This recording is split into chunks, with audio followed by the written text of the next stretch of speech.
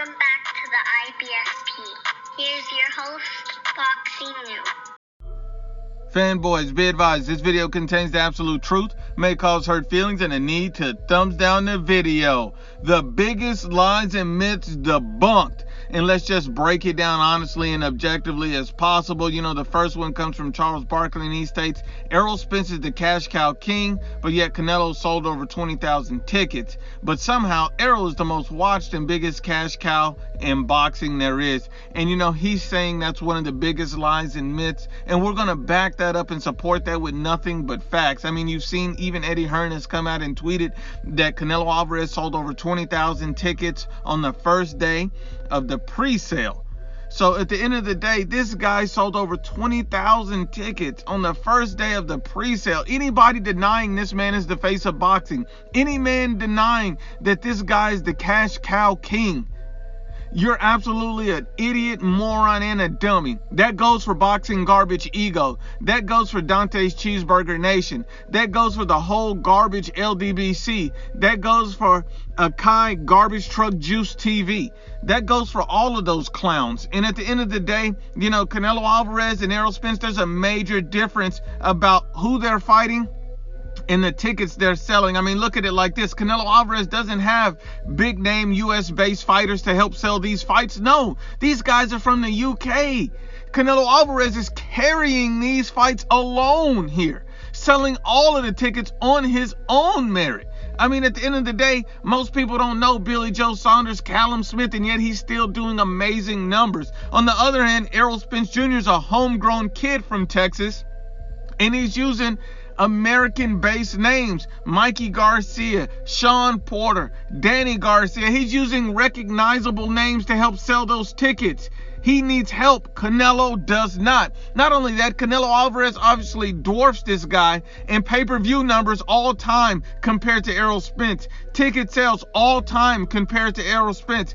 And Canelo Alvarez is a demand and a draw in multiple other countries like Mexico, Canada, and even the UK. All of these countries have an interest in seeing Canelo Alvarez fight and will love to get him to come to their countries and fight. At the end of the day, Canelo Alvarez is an emerging global star, while Errol Spence Jr. is still local. But let's just keep it going. The next one comes from Boxing Smarts 100. And another lie and myth that he's debunking is Boxing Ego only tells the truth. And we all know that this guy is one of the biggest liars and clowns in boxing. I mean, look at what he stated. He stated, you know, Canelo Alvarez lowballed Sergey Kovalev back in 2019 while they were negotiating the fight. And he also stated that Deontay Wilder is the most feared man in boxing, all while begging for his Cash App, Pay Boxing Ego, Zelle him directly at Pay Boxing Ego. I mean, this guy is garbage truck juice. This idiot called a career high payday to Sergey Kovalev a low ball offer, trying to make Canelo look like a clout chaser, a fronter, and a ducker, like he was afraid to take the fight against Kovalev. Then when Canelo Alvarez turned around and knocked this guy's block off, he didn't even want to give him any credit. This guy is garbage truck juice.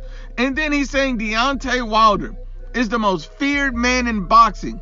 No, he's not. He may be the most scary man in boxing. This is what I mean. This is the same guy that turned down $100 million to face Anthony Joshua.